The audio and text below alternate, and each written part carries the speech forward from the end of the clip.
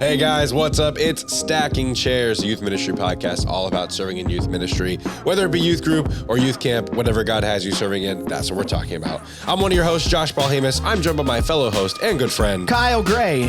Josh, I gotta be honest with you. I wasn't ready for you to do the intro this time. Why? Well, because of our special guest. And by the way, our special guest, Mike Bream, coming back, from Hillside Community Church out in Keller, Texas, or technically Fort Worth. Yeah. The lines are a little blurred. Lately, we've been more Fort Worth than Keller. Yeah, absolutely. But Josh, last time you weren't on the podcast the only with Mike. episode I've ever missed. Wow. Yeah, and you claimed to be sick. Yep. And now I think maybe you were really sick because I've noticed you're sick again. This time I'm sick. It's almost like you're trying to get something sick. Gets in the air whenever he comes around. Like before Mike, you're like, hey, are you sick? Breathe into my mouth. Hey, are you sick? Let me lick your tissue. Or like that's just like what extremes do you have to go to? So my 2-year-old got sick and I said, oh no, Mike Bream's coming. And I said, I picked her up. I said, spit You're on like, my face. sneeze on my face. Yeah. When she does that without asking. We've been working on sharing with her and she really took it to heart. She's like, here, daddy. Yeah. Yeah. She doesn't talk yet. Last time she does.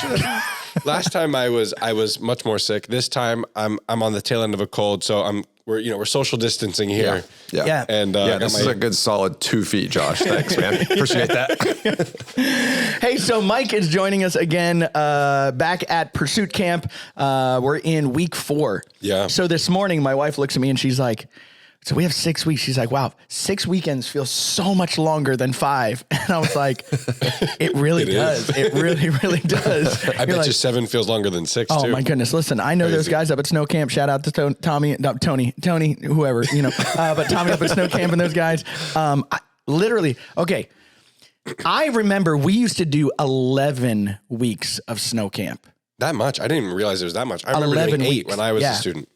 Crazy. That's actually insane. Crazy. 11 weekends. That is a lot 11 straight weekends. That's a lot of snow. That's a lot of snow. And the problem was we would go into March when all the snow was like gone. Mud camp. And so we would talk about, it's mud camp. Well, they used to do camp starting like the first week of January too, right? Like you'd come back, you'd have missions conference and go straight into camp. Yeah. So we used to come back either right on or right after, right before New Year's Day. Yeah. No, I remember celebrating probably my first 3 years of college, New Year's Day at a Word of Life And that event. was also back when you get off at Thanksgiving and you wouldn't come back until then. Right. So you took off all of December. Unless you were like me and you did the Christmas shows and then you for a stayed, couple weeks too. You stayed all the way through like December 13th or 14th or whatever. Bible Institute used to be like a boot camp, man. It caused a lot of conflict in with my parents. Hey, the magic word.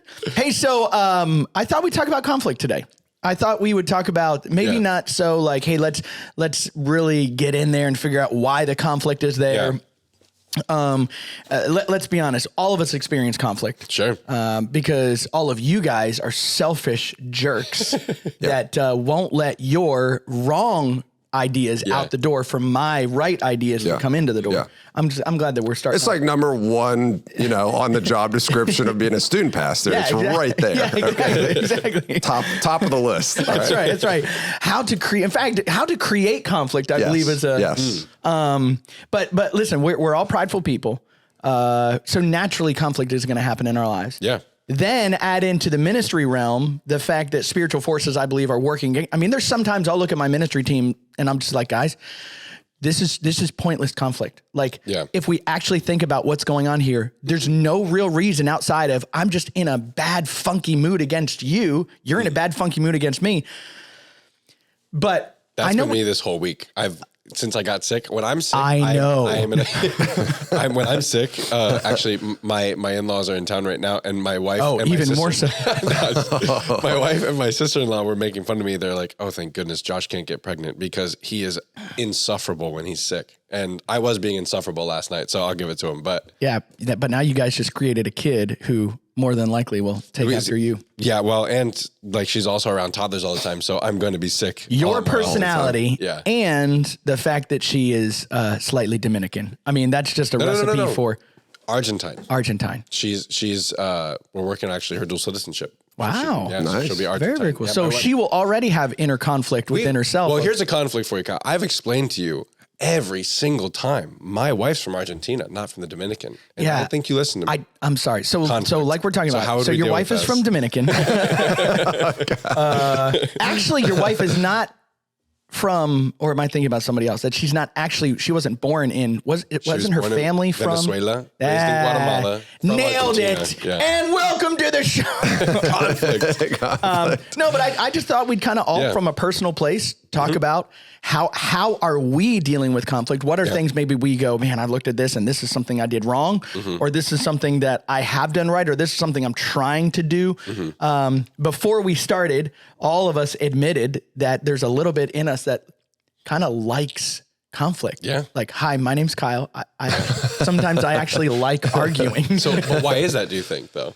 I have been on record from a stage saying the things that my mother told me when I was a child growing up. She said, Michael, you are either going to be a lawyer or you're going to be a pastor. All right. I was told the same thing. And not joking. There are a lot of people in ministry that have kind of heard those words and come up to me and said, I was told the same thing, right? Yeah. And I think there is, and I don't know if this is just the Western world when it comes to ministry. I don't know if this is the global scale. There is a love for truth, objectivity a little bit, this desire to hold true and like see the justice of all of that done and done well. And I think that a lot of pastors, not all of them, and by any means, you don't have to fit into that category, and it may be better that you don't. But there is that love for that. Like, I will stand on the truth, and I want to make sure that everybody knows, and I will argue to the death at some point. Yeah. And so there is that. The interesting thing about this conversation, when you told me this is what we were going to start going down, all right, the last thing we talked about, like last year around this time when I was here, we talked about asking the right questions. Right. And in my mind, that is a very black and white conversation, okay? Like about how to ask the right questions and how beneficial it can be. And like it applies to every single student in your ministry, right? Like this is a very gray conversation, right? This is very gray because you start getting into the nuances of how do you deal with conflict with this leader versus that leader? Yes. Right? Yes. How do you deal with conflict between this student and that student? How do you deal with conflict between a 12th grader and a 7th grader in your ministry, right? Yeah. And so there's so much like little nuance in this conversation. And I'm sure, and this is, I feel comfortable saying this, where last topic we discussed, and I'm like, if I'm being honest, that's probably one of the strengths of my own ministry is like being able to really get to know someone through asking questions and like listening to their answers and caring for them. And like being like, one of the big things is being a student of your students, like, getting to know them, no matter how big or how small your ministry is, just like having that very personal touch with them and understanding them at, deep core levels. Yeah. This is one that I would say at times I'm not really like comfortable with, like how I deal with conflict. Growing up, having much more of a lawyer and I would say like a coach's approach to conflict, which was just like get your act together, man. Yeah. Come on. Even early years of my ministry back in like 2010, I remember having some conversations with either like our college leaders or students where it was very much just like, I don't really care what the answer is. Just get your act together, or you're off the team kind of thing, right? Right. Yeah. And it seemed to produce results, right? And the longer that I've been in ministry, the more that I feel like in some ways I have brought in higher levels of gentleness and kindness and empathy for people that are in conflict with each other in the ministry, or in conflict with me or another leader. And some of me doesn't like it, to be honest. Like some of me, I kind of like Coach Mike. I kind of like just get your act together, man. Like we don't have time for this. Like focus on the main goal here, which is like ministering to students and discipling students and like stop letting all these things get in the way. And I have had to wrestle in that gray, like that. Am I actually handling conflict better? Right. or worse. That's an interesting 13 question. years into ministry, you know? Yeah. That's an interesting question. I don't know if you guys have felt that same rub or if you still are, you know, as big of a jerk as you were, you know, last year when we had about the question ago when you started ministry. I don't know. And I would say, and I'd be interested to ask this as kind of like the starting thing of your dad was a coach, is a coach, was in sports. Okay. Sorry, I remember our very first conversation out at Freebird's World Burrito, where I didn't realize, and you're like, you do know who my dad is. Like, I hate asking that question, but you know, but like your dad came from that mentality. So that probably shaped the way that you entered into conflict. Oh, for sure. Because you were around that world. For sure. My dad was a pastor. That absolutely shaped the, you know, and I can't remember what did your dad, I know your parents were in ministry. Is your dad from Argentina, Josh? Or Dominican? I get it confused all the time. No. So my dad works in IT, but he's been on the board of our church and a deacon in our church for all of, you know, so I mean, since my life. That's going to shape the foundations. Yeah, no, absolutely. So what were you going to say? Well, no, so mine's actually a different point. So I don't want to, I want you to continue on with your thought. No, I think it's a healthy point for us to remember where we came from. That is our community, our influences. You know, I mean, even the kids. You've as the guy on the front lines of a student ministry, week in and week out, for the past decade, 15 years. You know, even the kid whose parents didn't grow up as good godly Christian influences on him, that still shaped the way that he does everything else. She does everything else. Right. And so again, I think the very first thing that we have to examine and have to stop in or start from is say, okay, how am I going into this? And just because this is my perspective doesn't automatically mean that it's right. And you even said my conflict style. Yeah. You know, I mean, how many of us have been in a situation where what worked with Mike, I go, ooh, this is going to work now with Josh, and it like burns and blows up abysmally because I wasn't looking at the person. I was trying to take the way that I got to the solution, which let's be honest, the times that I've done that, it's just because I want to get to the solution easier and quicker and not actually deal with the problem. Well, I think that's a good transition into what my thought first came into my mind when you were saying your thing is that practicality is less messy. So if we're practical, it's less messy in our mind because we go to somebody that we're in conflict with and we say, okay, just deal with it, get over it. You know, it's less messy because you don't have to interact with that person. Yeah. The same reason that my neighbors, I have a couple different neighbors, the ones who aren't like hard to deal with or have like a lot of issues, I want to build relationships with because I'm like, okay, they don't need anything from me, or the things they need are really simple. So like, the neighbor the other day needed help getting a saw off of his miter saw. So I go over with an Allen wrench and we get it off and I say, you know, shake his hand, you know, good luck, you got it. Then I have another neighbor who, you know, you open up a relationship and now everything's open and then you also need to talk to them all the time. And that's a lot of work. So the selfish part of me says, I don't want to build a relationship with this person. They're a hassle and they're hard to deal with and they need all of this empathy and they need someone to listen to them. And they're also not a nice person. Yeah. This other person is simple. Same thing is true, I think, in conflict is, you know, growing up, you know, my coach would say, you know, deal with it. Or my dad would say, you know, that's fine, deal with it. My mom was much more empathetic. And so I'm wrestling between this nurture side, which you just talked about, and then the nature side of how do I want to take the time it would take to be a more empathetic person in conflict? And I think there's a selfishness aspect to that. But then there's also the practicality side. So what do you guys think? There's kind of like two sides of that. Yeah. And I hate to get too far into practicality because then, you know, like we're talking about how each individual interaction with this can be a little bit different. Right.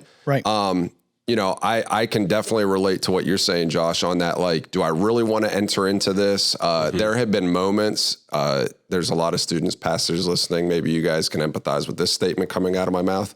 There've been like seasons of ministry, a fall semester, a spring semester, where it seems like one group of students is kind of just nonstop conflict, you know? And I have said to my associate student pastor, I think that we should just like exclude 8th grade from our ministry for the rest of the year. Like, I think we should just like take them off. We'll have 6th grade, Yes. 7th grade, 9th grade. Exactly. Like, let's just remove them for a moment, because there is that like, I don't want to put up with this anymore. Right. Yeah. I read something a long time ago, and I am so sorry that I am not going to source this properly. It's okay. Whoever originality you is the ability to forget where you got things from. Yes. So this is your... Yes. Whoever you are out there, you're like, Mike Bream, use my words. I didn't give me your eyes. I'm so apologetic. You could put it somewhere on the website. That's right. We'll source it. Yeah. I remember them saying, in ministry, we can just get so bogged down with so many things, and we're dealing with so many relationships all the time. Their point was, in conflict, we can tend to have this view of conflict, which is, oh, this is going to be a pain. It's going to cost me so much. Maybe we'll never get resolved, right? And they kind of switched my focus. And in a time when, like I was said, I was kind of questioning, am I even really good at handling conflict anymore? I don't even know. Like, I think how I used to is better than how I do now, you know? Yeah. So I didn't really have confidence in the area to efficiently handle conflict.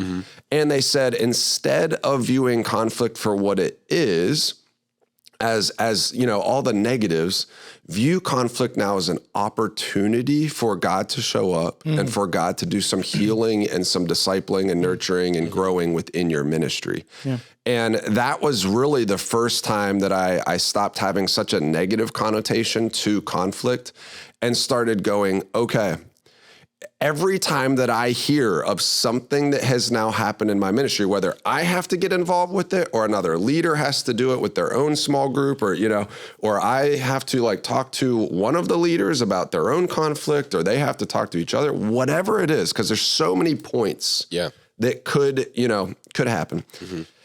View it now and start right from the beginning with this view of, all right, this is a moment for God to show up, right? And when I started seeing that, it completely stopped me. And I think this is why I was probably feeling the insecurity of not being good at it anymore, or not really knowing what part of me was supposed to show up in certain moments. Yeah. Because I was shouldering the weight of the conflict, right? Like, I was shouldering the, oh my gosh, it's going to come down to if I say the perfect sentence to them at the perfect time, and we have a little tear in the eye moment together, right? Like, that's going to come down to me for this all to be resolved and healed, and my ministry that I've been entrusted with to be put back together. And then I was like, no, it's not. Let's start it literally with just that prayer of, God, at the beginning of all this before we go anywhere, like, this is about you now, right? Showing up and doing what you need to do in my life and in the lives of the people involved in this as well, right? So let me ask you a quick question, because Yes, you said something in there that I think is vitally important. And the other thing I would love to sit here and for all of us to go, but I got no conflict with my wife, you know.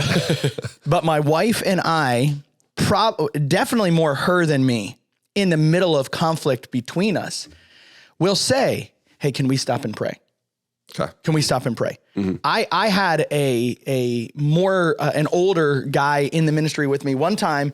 I was talking about different stuff, and I was like, this is just, I'm trying to like talk about the fact that I was having conflict with my wife, but in the best way that probably made myself look really, really good. Like, I mean, I was really helping her through, but he said this. He said, you know what I found? I didn't even bring up that idea of prayer. He said, here's what I found. If I, in the middle of an argument with my spouse, or with anybody really, cannot stop and pray for the betterment of that other person, I'm way more in the wrong than I want to admit.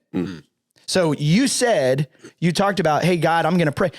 How often do you start out those conflict conversations with, hey, before we even get into this, let's pray? Or even, have you ever done that? Do you stop in the middle of them at all? Oh, yeah. I mean, all the time it has to begin with that, right? If we're talking about anything that is bigger than like the hey, I heard you only want to pay 50 cents at concessions, but you know it costs 75. All right. If it's that, I'm not praying about it. I'm sorry, God, I'm not doing it. Okay.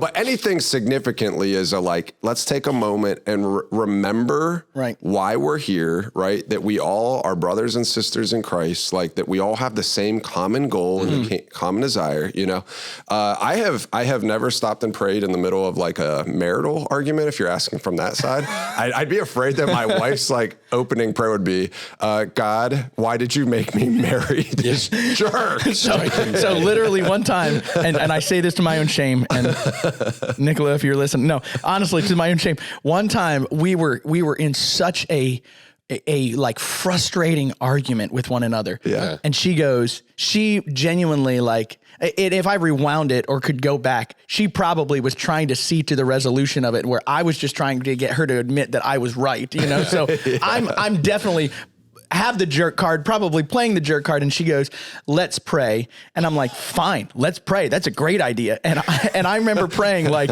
Lord, I pray that you would help her realize. and she just stopped. She's like, do you want to do that again? Well, that's the thing. That would send me over the edge too, because it's like you're being like, it feels like you're in the middle of something. It feels like a trump card almost. Which I will admit there are times that I feel that way. But I would say, and this is something that I wrote down. I think most of the time, not that I'm, like for instance, in my context, a leader is frustrated at something, therefore they're frustrated at me, or they're frustrated at somebody and I want to step into that. Yeah. Those are typically the easiest conflict because it's like, okay, you want to pay 50 cents. It's 75. Let's talk about this. Do you need help? Do you need help? I have a quarter. I can go find a donor that has a quarter. Those ones are so much easier than the, either I feel like I was wronged or somebody feels like I wronged them in something and it automatically for me sometimes builds up or draws out this insecurity in me. Not only that, man, I'm in the wrong, which none of us, I think, likes being in the wrong, but now I have to make sure that I'm not fighting that insecurity just to feel right and just to be right. And so now in this situation with my spouse, how many times, and I hope I'm sitting in good company, do we, more so than arguing what is right, argue that I am right, in that situation. And it's tough. Yeah. It's tough. And I think of that verse, Romans 12:18, as far as is possible with you, or to live at peace with all men. Yeah. And I'll be honest with you, there are some times I feel like that verse is just saying, Kyle, you just need to give up. You don't have the right to bring your opinions to the table. You don't have a right to bring your frustrations to the table. Just listen, if this is going to cause peace, just lay down and surrender, which sure, there may be times I just need to just be like, you know what? I'm just fighting for my own opinions and I need to let it go. Yeah. But no, the other side is, I don't think that scripture is saying negate your feelings, negate your opinions, but it is saying, but evaluate them. Yeah. I think based on what Mike, you've been kind of talking about and bringing us through. I think if I can stop and start out from a contextual conflict conversation from, hey, let's pray about this. Or if I'm like you just said, what I think is, God, this is a moment for you to show up. This situation is not for me to bear. Yeah. This is the betterment for my wife. This is the betterment for me. This is the betterment for this is honestly is the betterment for the guy I'm going to leave and go out and see down the room, because how many of us have had a conflict, and even if we got it right and everybody agreed with us and that person said, oh my goodness, Josh, you are so smart. I can't believe any of us would ever think of anything outside of you. How many times do we walk out the door and it's that the parable of the unfaithful steward or whatever, the guy that goes and chokes somebody out for that quarter. Unforgiving debtor. Yeah. If you don't even as we kind of talk through that a little bit, this is just what I'm thinking about as we're talking about it. So what we probably would say 99% of conflict, okay, in our ministries, in our marriages, wherever we're discussing it, right? In our places of work, if it's not ministry, 99 of it starts with someone not relying on God. Yeah. Right. Mm-hmm. Obviously there's sometimes where two people could be completely leaning on God, living and walking in the Spirit, and there is some type of odd conflict that takes place, right? But most of it, almost 99% of it, when it is like someone hurt me, I felt attacked, I felt wronged, right? That's because someone, has not been relying on God.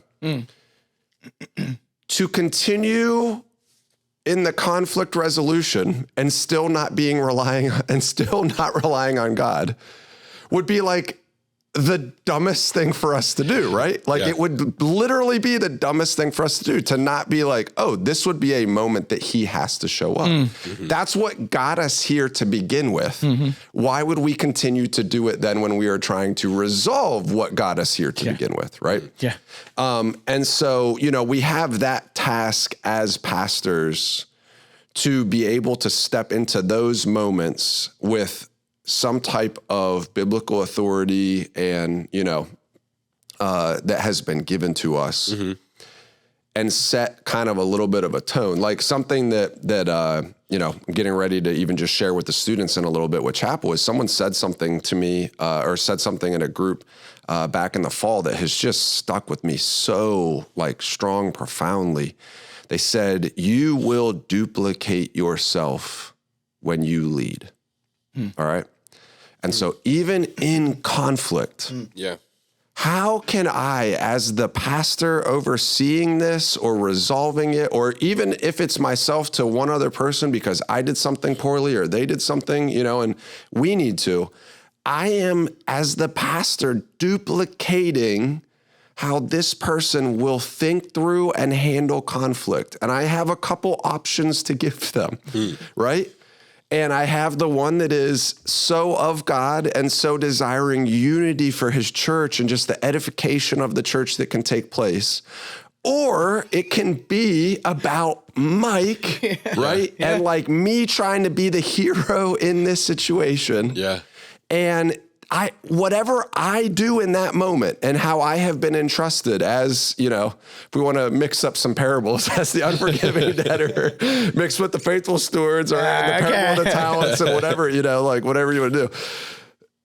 I will be creating another version of this. And that person has the opportunity to see this is how it should be handled in Christ, or this is how it shouldn't.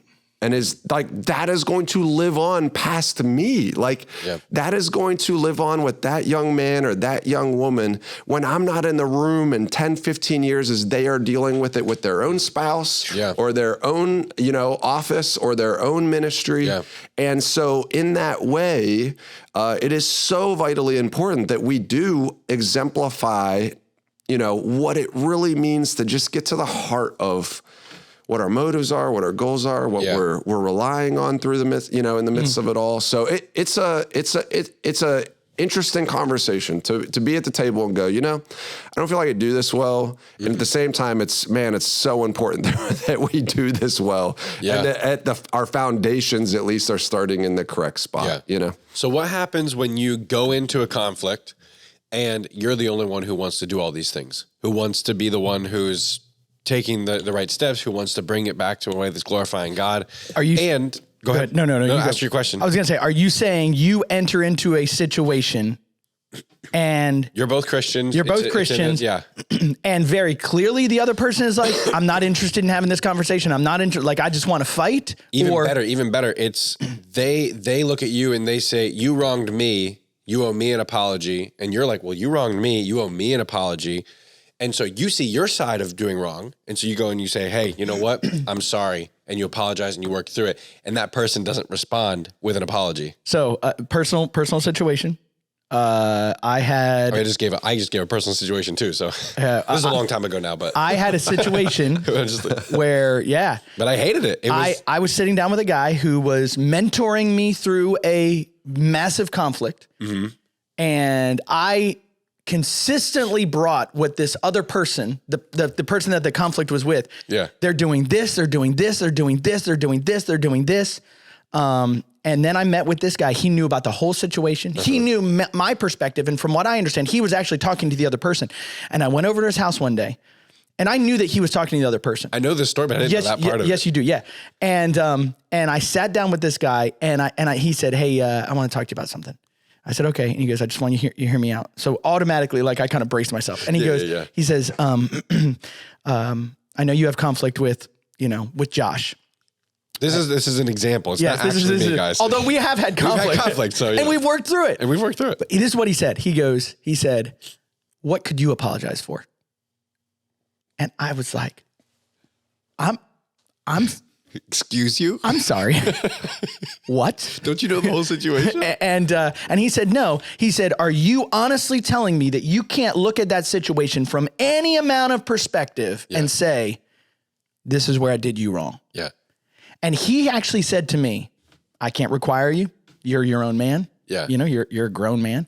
But I want to encourage you as your brother in Christ to go and drive to that person's house, knock on their door, and say, hey, Josh, I need to make something right with you. I wronged you in this area. And then ask him the question, is there anything else I need to apologize for?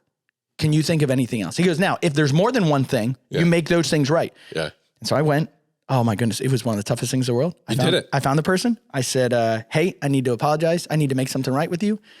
I said what I needed to make right. They told me how it hurt them. I said, is there anything else that you can think of? And they said, no, I'm sure we could like get into the nuances, but no, there's nothing I can think of. And I said, okay. And then they stopped and they said, is there anything you can think of that I need to make right? And I was like, oh my goodness. I like went into Super Saiyan mode, like, and I just said, nope. You said no? I said no. At that point, now listen, I can absolutely tell you at that moment, I would have not acted like Jesus. I would have not been like Jesus. Sure. I would have not. That's good. And I just said, no. Now, at the same time, I can tell you, I lied to that person. But did you ever go and tell them and like ask for that? We had talked about, there's some things that we've talked about. Do you think that you like solved that issue? No. Then? Because no. So you actually did yourself a disservice by lying. I absolutely did. And I absolutely lied to them. So that was absolutely wrong. Well, so and unfortunately, you lost out then. No, I did. Yeah. I absolutely did. I feel really drawn into the story. Did you feel it? And so, no, absolutely. And unfortunately, I know it is tainted the way I think about it. I have had to, since that day, and we've gone over, I've gone over and I've spent time with that person, I think 1 or 2 other times, maybe 3 or 4 times through different situations. And unfortunately, it is so tainted, that situation, that it's just, there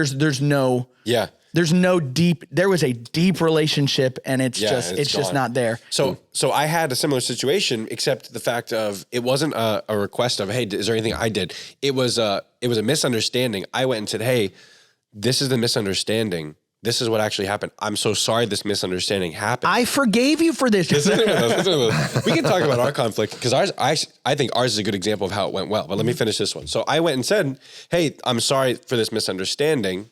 And the response was, and like what had happened because of the misunderstanding actually like did a lot of harm to some different areas of my life personally. Like some pretty bad things happened because of this misunderstanding. And so I said, hey, just so you know, this isn't what happened. I'm sorry that this came across this way. Let me just try and make that right. But here's what actually happened. And it was okay, thanks for letting me know kind of thing.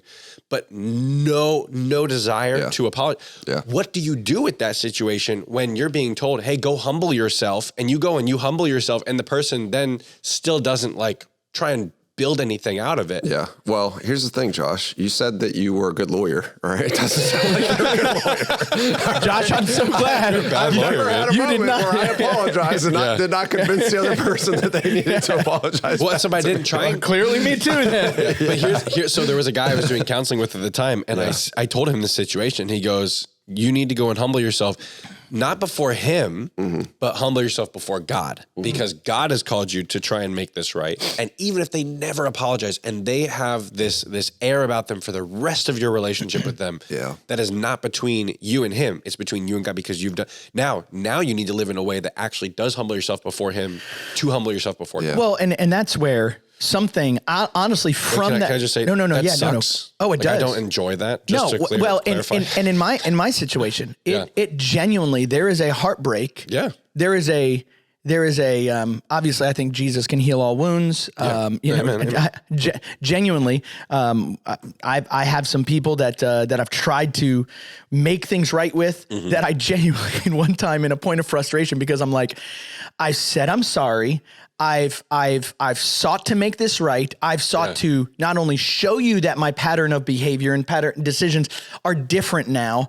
And they're like, no, there's no relationship there. And I remember literally in one point of frustration, I was like, so in eternity, is God just going to put like your mansion on one side and my mansion on the other side? And I said, in all honesty, I think God's going to put you right next to me because he's going to love us enough that we're going to have to spend and they were like, well, when we're there, we're perfect. So I won't care anymore. And I'm like, well, then you admit you're wrong. You know? Well, they have to work through that resentment and But you know, it's just but you have to give grace, and that's the terrible part of conflict resolution, is that sometimes it's not going to actually resolve. Well, you still have to. And even the verse you said, what's it say? As far as it is up to you. Up to you, right? And the idea, I mean, obviously, full reconciliation is the goal. Yeah. You know, forgiveness from both sides is the goal.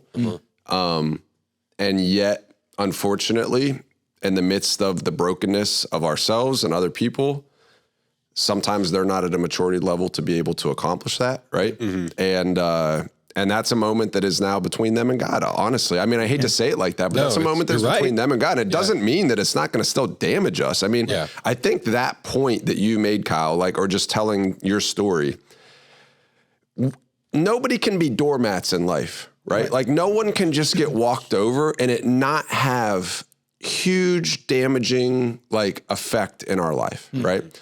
And I went through a period where I kind of bear with one another. Okay. Seems like I just need to bear with it. And up until that point, you know, relationally with my girlfriend, fiance, who became wife, and people in my life, I would let them know when something happened that I didn't really like. Quick. Yeah. Just, hey man, would prefer you didn't say that. Hey man, prefer you didn't do that. Right. And I hit this stage where it was like, well, I'm fleshing out, what does this mean to bear with one another? Okay. And so in my immaturity, I'm like, well, this is how I normally handle it. So let me try to see what it would be like to bear with people. Okay. And it got worse. Yeah. It actually got worse. Yeah. The amount of resentment and bitterness in my life actually started building up because I didn't just let things I didn't go actively reconcile with things. And I realized at the end of about a year of me experimenting this different way of handling conflict personally, I realized this is actually worse. And I don't know if it's just worse for me because of my personality and my attributes, or if this is worse for everybody to try to just hold stuff in. Right. Yeah. And so, that was a year for me where it was I've got to say some things. And some of those things that happened that year, you know, coincidentally, kind of what you were talking about, it took me 3 or 4 years to just circle back with a person and go, hey, when you did this is what it told me about you. Yeah. And I know that's not true. And I want to just start talking about it to make it right. You know, and so I said, and this is another big thing too, that I have learned relationally, is I will normally in the midst of it talk about my own fickleness of my heart and pettiness of my heart to lead, right? And so it's the beginning of sentences when it is me in conflict with somebody else, the beginning of those, you know, fixing those moments or trying to heal those moments is, I'm sorry. I understand how petty this sounds or how stupid this is or how fickle I am in the midst of all this. This is how it came across, what you did or what you said. And I probably am taking it a completely wrong way, but I just want to make sure you hear how I took it and then almost defend yourself, you know, have that chance. Right. Yeah. And I've honestly, in that moment, I've never had, I honestly, Josh, I cannot relate. I've never had someone be like, okay, thanks for the forgiveness, and just go about their way. Yeah. Right. And that's not because I handled it better than you did or anything. I think that in this, you know, particular situation, it's probably bigger than anything I've ever had to deal with. I just always kind of start with that as that humble, I know this is probably, I'm making it bigger than it needs to be. Cause it's when you show up to somebody and your first thing is, this is a big deal, right? What's their natural reaction? To puff up. Defensiveness. Yeah. You know, like they're now wanting to get defensive. Yeah. And so already right from the get-go, you have just shut down. You burned the bridge right from the get-go to be able to talk about this in a respectful and humane way with each other. And so my first move is always the like, let me downplay it a little bit to get to the heart of it. And then we can really together see it for what it is, you know, like, and we can both have our admission of this is what I did wrong. This is what I did wrong. You know, let's apologize. But yeah, that's just, but I truly, I mean, I can't relate, you know, in that moment of what you had to go through and what you kind of still have to go through, you know? Yeah.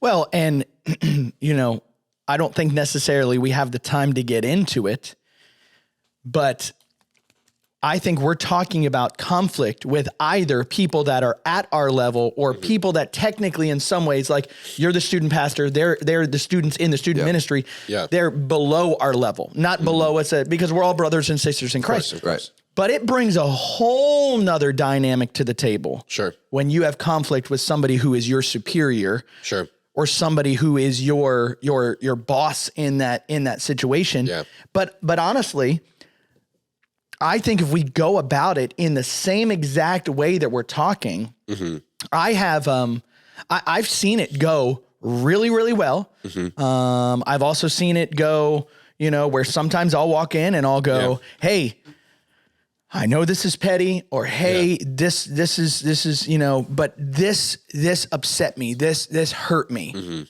Unfortunately, I've had bosses that have said, well, you just don't understand. You're not the boss. You just don't understand the situation. And if you could understand my perspective, now we're arguing perspective, right? There's been other times that I've walked in there and I felt like they've said, oh, you just played the humble card. That's the weaker card. So now let me play the dominant card and have gone, you know, well, yes, you were wrong. And by the way, had you know, but I think this circles back to that same point that we said at the very beginning, or not at the very beginning, but the whole idea of my responsibility is to deal with the junk that I have in my heart. Now, I would love to tell you, and Josh, I think probably the only situation or one, a couple of situations where like you and I, with that one conflict that we kind of always go back to, it's not like either of us changed our perspective about that thing, but I was willing to meet you with love and grace, and you were willing to meet me with love and grace, that we both kind of were like, we don't need to see it from the same perspective because we're actually fighting for the same thing. Yeah, we just have different viewpoints on it. It's funny, people listening or watching, you guys wouldn't even know. We, in the midst of recording this show, there was episodes where we would fight about something, and then we'd be like, well, we have to do the show now. And I said, give me 10 minutes. I really don't want to talk to you right now. And I remember we did an episode that we'd have to pray together. And like, it was an ongoing, like different perspectives on something, but it was an ongoing thing for a couple months where we just I don't, and I remember you said to me once, you said, I don't understand how you can look at the exact same thing I'm looking at and see it from a totally different perspective. And I was like, well, the same goes. And you were like, well, I have brown eyes and you have blue. No, but again, I think if we can remember, number one, when I walk into conflict, it is my responsibility to love that person better, to look for God to show up, to look for God to make this a God moment, which may mean, number one, I don't get to be right. And number two, the conflict may not be resolved, but as long as it is up to me, I am charged to live at peace with all men.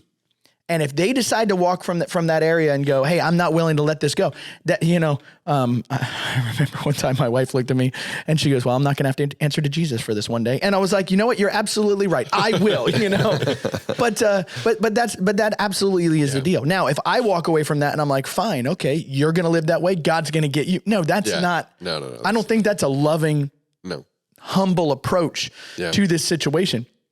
But there are people, Mike's current pastor, my former pastor out in Texas, I remember him saying one day in a staff meeting that he allowed me to sit in, he said, guys, here's what we need to realize. Not everybody's going to come to our church. Not everybody's going to want to come to our church. Not everybody's going to like our church. And that's okay. Yeah. That's okay. Yeah. I have to realize not everybody's going to like me. Not everybody's going to want to be my best friend. I'm not going to be able to make sure that everybody is like, oh man, I think the best of Kyle Gray.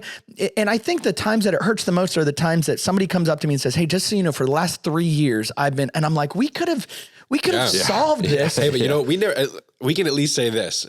At any time you and I were frustrated with each other, it didn't go for more than like 5 minutes without us saying, hey, you know what? I'm frustrated with you, and us working through it. Oh, absolutely. Yeah. We've been in some heated arguments. Yeah, absolutely. But that's something I've always said is I would much rather work with Kyle because I know that when we disagree with something, we can work through it than work with someone who is not going to tell me that we're disagreeing with something. Well, and secondly, I've always appreciated, and this is something from that bad situation of me apologizing.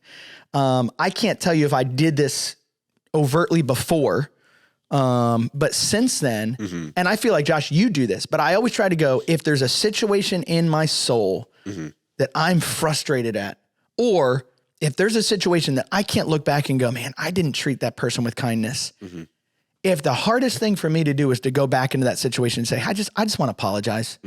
I want to apologize for how I handled, for what I said in that situation, which I found more times than not can just that alone diffuse. And I've said to this person, and I think, Josh, you and I have talked about this, said, now, the issue is still there. I still agree with what the resolution that I think how it needs to be resolved. Yeah.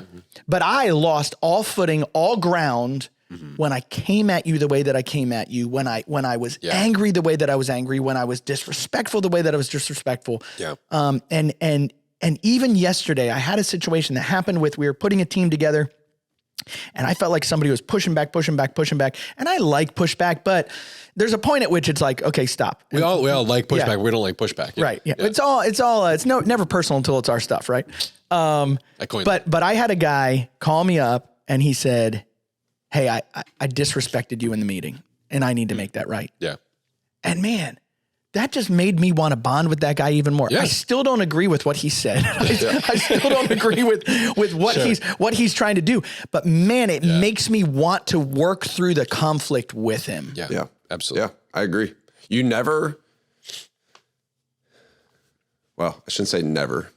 You rarely will think less of someone who apologizes to you, right? Yeah, you rarely do. I almost want to say never, right? Yeah, yeah. Because that humility, what we deem as weakness, actually is perceived as strength by those around us and by us ourselves, right? Right.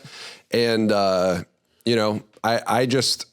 I like, this isn't really conflict, but just to go down this little rabbit trail of like how humility and how then like think about duplicating that in our ministries and, the people that we oversee.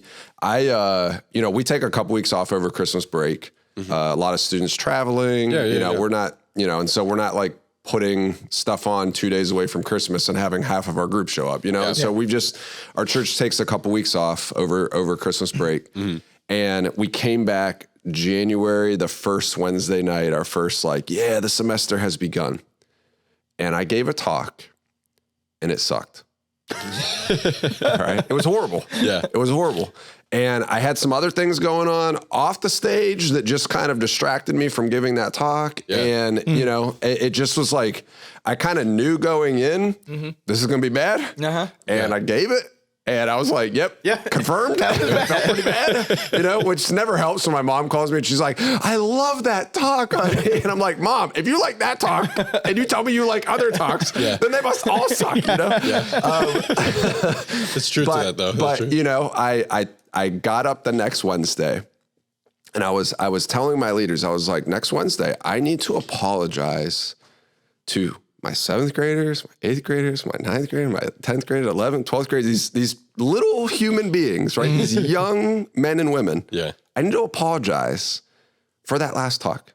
Yeah. It was supposed to be the first one back, supposed to be good, supposed to and energize us for the year. I told a couple of my leaders and they're like, don't do that. Like, why would you do that? Right. And I'm like, because I know something you don't know. When you apologize to people, it builds trust with them, right? Like, I didn't do a good job. Yeah. I respect their time. Right. Our students can do a lot of other things on a Wednesday night in the middle of the week, right? They got busy lives. They got things, they got people to hang out with, or they can sit on their phone for 6 hours and watch TikTok, okay? And instead, they have decided to show up and hear about God, right? And explore those truths with him, with us. Why would I not apologize for not using their time well, right? Like, it's just, apologies are never weakness. They're always relational builders, right? And so in what ways, when we even think through conflict of how we handle it or how we handle it with people that are going through it, I mean, I've literally started some conflict resolutions off with students or leaders by saying, I failed you. I wasn't even in the room when it happened. Right. I may not have even been in the same state when it happened. Right. And yet it was oh my gosh, as the leader, I have set an example in this area, or I set an expectation that led to this. And if it led to it in 1% as the leader, how much of a team builder is that? When the person that has the most authority in the room goes, you know what? I realize that I have kind of failed the situation as well, right? And you start off right from there. What a beginning, what a humble beginning to start there and go, okay, now let's figure this out together, right? It just is, I've seen over and over again in the decade plus, humility works almost every time, almost every time. Like that's the paradox of living the way Christ asks us to live, is like everybody else goes, there's no way that will work. There's no way that would fix the situation. There's no way that would bring life. And you're like, okay, well, I'm just going to do what Jesus says. And then you do it. It's like, it did. It did, I think that's a good takeaway for us as we move into the end here of just living in a way that's humble, I think is going to make a difference. People are going to see that. No, I would say there's no doubt in my mind, people listening to this, there's conflict going on with you. There's conflict going on. Or there will be soon. Maybe not through you, but it's there. And if you sat here listening today or watching today and somebody came to your mind, a situation came to your mind, I would say, pray about it. Ask, Lord, did you bring this to my mind as I listen to this thing about conflict? Because there's something that I need to make right in that situation. Go find that person. Maybe I'm holding that person back because of something that I'm not releasing within us. And so, go and make it right. Call that person, interact with them, apologize, ask them what you could have done better. And if you're like, well, they don't deserve it, you probably don't deserve it either. You definitely don't deserve it. You don't. Nobody deserves it. But I think if we say, okay, Lord, I'm trusting that you're bringing this person, this situation to mind so that I can allow you to have a moment to show up. Josh, I've been talking about this for the past couple of months. I need to stop carrying what I can't control. And that's part of the problem where I'm trying to control the situation. And so, and talk to that person, call that. And if you can't, maybe that person is gone from your life or gone from this world. I still think you can have a moment with Jesus that says, Jesus, I need to let this go. I need to allow you to get in here. Take it back to the Lord. Man, that's awesome. Well, we could talk on and on, but Josh, it's time to go to small group. Okay. I have one question. Yes. Josh, you're big on social media. Yeah. I'm big on social media. Now we have our different views. I just changed my social media to private though, actually. You did? Recently. Wow. Yeah. It's long story, but I don't want everybody seeing I switched mine to private and I had a bunch of students come to me and go, stop. Oh, cause stop. Yeah. And I was like, you interact. Okay. You were like getting too many requests and you were just like, I can all no these longer, people, it's taking up too much. Probably is true actually. But there's a person in the room that despises social media. And I think we have to talk about it. We have to. So, Mike. Especially as a student pastor. Yeah. Okay. Mike, especially why do you hate social media? Ooh. I don't know if people want to hear 42 characters or less. Tell us why you hate social media. Yeah, seriously. There is this. Oh, this is such a hard question to try to answer in such a short amount of time. Social media and myself are just at odds. The things that I value in life the things that I don't value in life, those things are the exact opposite between me and social media, okay? Social media and I would never get married, okay? We are, opposites attract, not this type of opposite, okay? Like, I hate to be mean or sound rude when I say this, but when you go on vacation with your family and you take pictures and you upload them, I don't care. All right, I don't care. I'm so happy for you. When you dress up, when other people dress up and they all wear white t-shirts and jeans and they go to the beach and take pictures or like a nice wooded area and they post all of that. Oh my gosh, you got a great family, all that kind of stuff. I don't care, right? The moments when I care about those things is when I'm sitting across the table from friends. And they're like, man, I just got back from vacation. Oh, can I see a couple pictures? Right? Like my mom would make whole slideshows though. Yes. And I remember those slideshows, right? Growing up, like going to my grandparents' house and turning the lights off and them all getting projected on the wall. And I am a bit of an old soul in that way of I care deeply about the people in my life. But I want to do things and be a part of it on a very personal level. That's reasonable though. Not on a, oh, you just showed 8,000 people this, and you maybe have a really good relationship with 25 of them, it just doesn't matter to me. No, that's It just fair. doesn't matter. So let me add to that then. Last question. What do you think about people who make accounts for their pets? Because you're stepping into it right now. We have a friend who watches and listens, and he got on me the other day that he's like, "What do you have against my dog?" Not only that, I just don't. He had an account. His account got blocked for some reason. His dog's account got blocked for some reason. So this is where I have to admit, this is what social media is really good at. The one thing it is really good at. Making people laugh. Okay? When you see the think tank of the world show up on one site and the videos that are posted and the things that are said and the people's personalities taking things from the news or current events or, or just individual situations where we've all been there and then they give their comedic spin to it. That's unbelievable. So I'm actually more in favor of a dog having. There you go. I'm going to get a text when he listens to this. A dog having their own social media brand than people, okay? Because for me, and I don't want to go too deep on this. You've already gone too deep. Obviously know that there is a side of social media that is great. The connectivity, right? The global scale that we now get to experience the world together is a really good thing, right? We also know that a huge reliance on social media is a really bad thing for your life, right? Absolutely. There's a disconnect between the real and the genuine. And so I think as a student pastor, this is why it means a little bit more to me than just anybody. As a student pastor, I see every single day how an unhealthy balance in their life of Instagram, of Facebook's like parents and grandparents now, but kids aren't on Facebook, of these things. I just see what it produces in them. And it's like, that's not things that our generations before us ever struggled with at the magnitude that we do now. Right.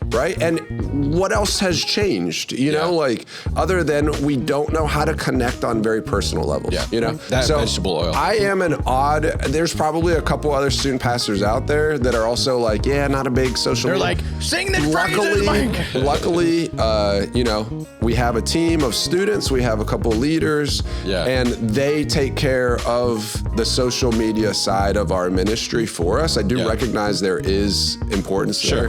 But I'm so happy that I don't have to be the one with that job description. You're like jerk at the top and social media, overseer at the bottom of the student pastor job description, And everything in the middle is conflict.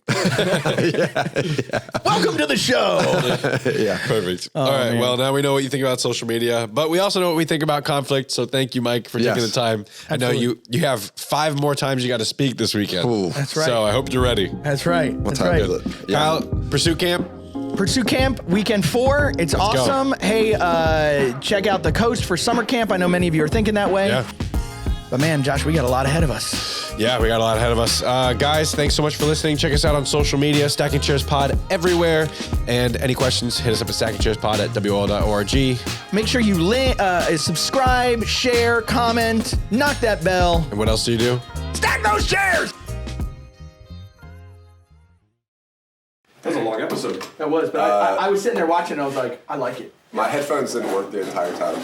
No way. So when you said now we're going to our next thing, and he hit that button, I was like, did he just turn us off? And I can now ask you guys like, hey, I can't hear anything. Bro, can you hear it now? I can't. I had the wrong one turned up.